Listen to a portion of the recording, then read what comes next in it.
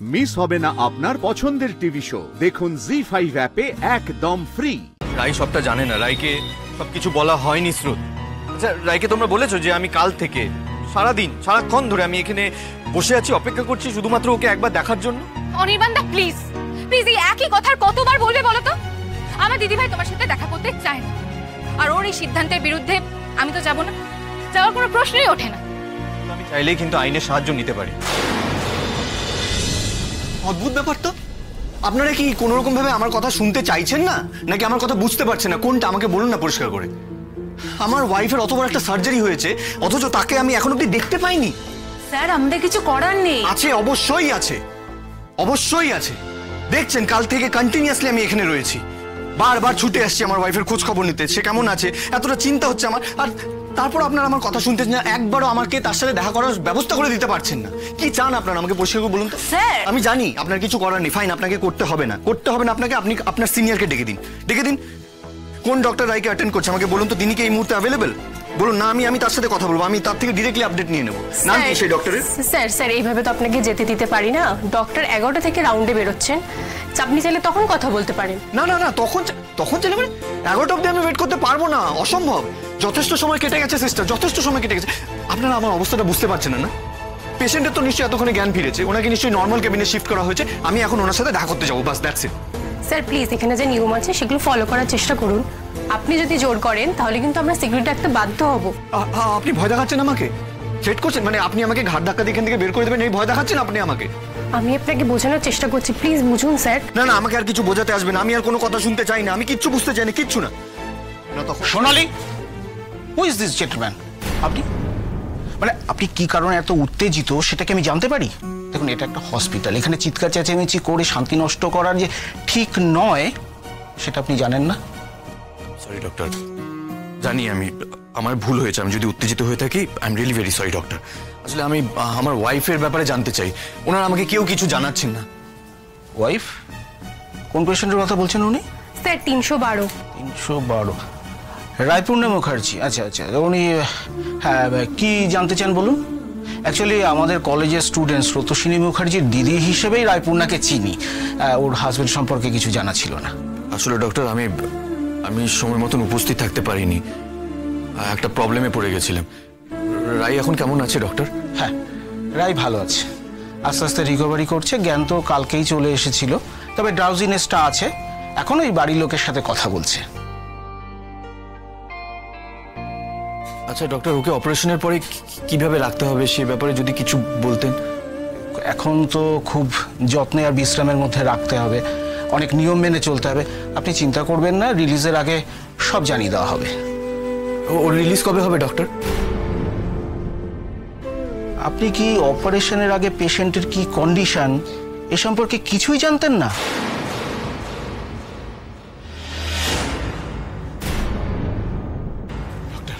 Doctor please একবার আমাকে আমার ওয়াইফের সাথে দেখা করতে দিন প্লিজ ডক্টর। দেখুন, এটা তো আমি এভাবে বলতে পারি না।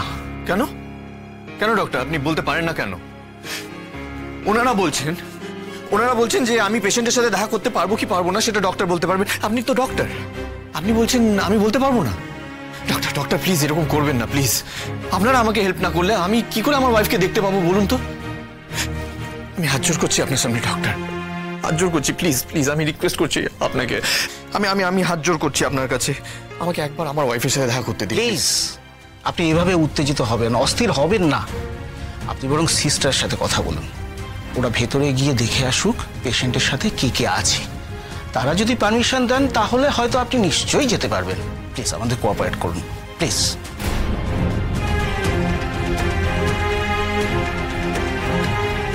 আপনি শুনলেন তো ডক্টর কি বললো? হ্যাঁ, আমি ভেতরে যেতে পারি, একবার গিয়ে প্লিজ খোঁজ নিয়ে আসুন, আমি দেখা করতে পারবো প্লিজ প্লিজ প্লিজ। আপনি এখানে ওয়েট করুন, ভেতরে তো ওনার বাড়ির লোকেরাই আছে, আমি গিয়ে বলছি আপনি আসতে চাইছেন। Thank you so much sister, thank you.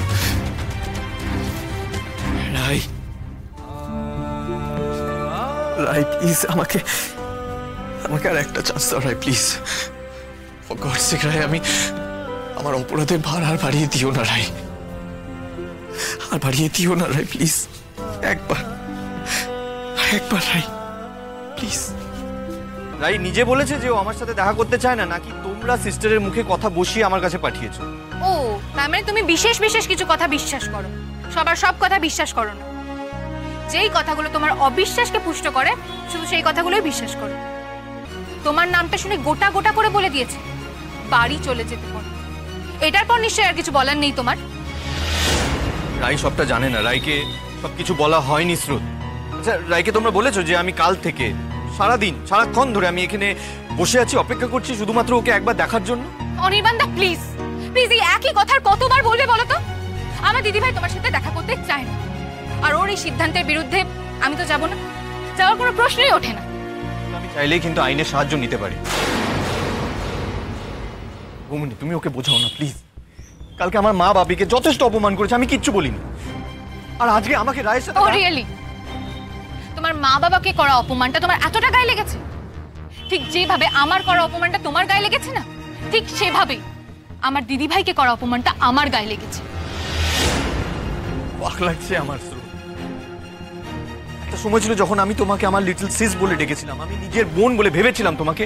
আজকে তোমার এই স্পর্ধা দেখে, তোমার এই বেপরোয়া ভাবে কথা বলা দেখে না আমি অবাক হয়ে যাচ্ছি। অনির্বাণদা আমি না তোমাকে দাদা বলে ডেকেছিলাম আমার দিদিভাইয়ের পরিচিতিতে। এখন সেই দিদিভাইয়ের ভালোবাসার মানুষটা তাকে অপমানে অপমানে জর্জরিত করে রেখেছে, তাকে তো আমি দাদা বলে সম্মান দিতে পারবোই না। একটা কথা তোমাকে মনে করিয়ে দিস, রায়ের ওপর কিন্তু আমার একটা লিগ্যাল রাইট আছে, আর সেই অধিকারটা তোমার অধিকারের থেকে অনেক বেশি। এই লিগ্যাল রাইট নিয়ে হুমকি না তুমি আগেও দিচ্ছ। তোমার যখন লিগ্যাল রাইট আছে তুমি যাও না, যাও কোর্টে গিয়ে আপিল করো। আমিও কিন্তু সেখানে গিয়ে আমার দিদিভাইয়ের বক্তব্যটা বলবো, আর আশা করি ততদিনে দিদিভাইও সুস্থ হয়ে উঠবে আর নিজের বক্তব্য নিজেই বলতে পারবে। তখন কার পক্ষে রায়টা যায় আমরা সবাই দেখব। প্লিজ কেন এরকম করছো তুমি? আমার তো অনেক শাস্তি হয়েছে, এই শাস্তি কি যথেষ্ট নয়? তুমি বা কেন এত জেদ করছো অনির্বাণ? আর একবার দেখা করে কি বা হবে? আমার তো তোমাকে দেখে মনে হচ্ছে তোমার মনে এখন একটা জেদ বসে গেছে। তোমার এখন মনে হচ্ছে যে রাই কেন তোমাকে রিফিউজ করলো, কেন তোমার সাথে দেখা করতে চাইছে না, কেন তোমার সাথে এখন দেখা করবে না, এটাই এখন তোমার কাছে সব থেকে বড়। তুমি আসলে রাইকে কোনোদিন বুঝতেই পারোনি অনির্বাণ।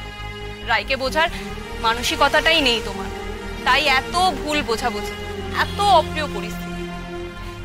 এখন সবকিছু দেখে না আমারও মনে হয় অনির্বাণ তোমার আর রাইয়ের বিয়েটা না হলেই ভালো হতো। বাধা পড়েছিল, সেই বাধাটা মেনে তোমরা দুজনেই পিছিয়ে যেতে পারো, সেটাই ভালো হতো। অনির্বাণদা আমার আজ কি মনে হয় জানো, সেদিন তুমি দিদিভাইকে ভালোবেসে তোমার মা বাবার বিরুদ্ধে দাঁড়াওনি, দাঁড়িয়েছিলে তোমার ইগোর জন্য। আমার সন্দেহ হয় তুমি দিদিভাইকে ভালোই বাসনি কোনো।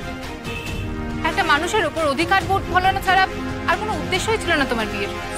কার উপর গলা তুলছো তুমি? এটা তোমাকে সাজে?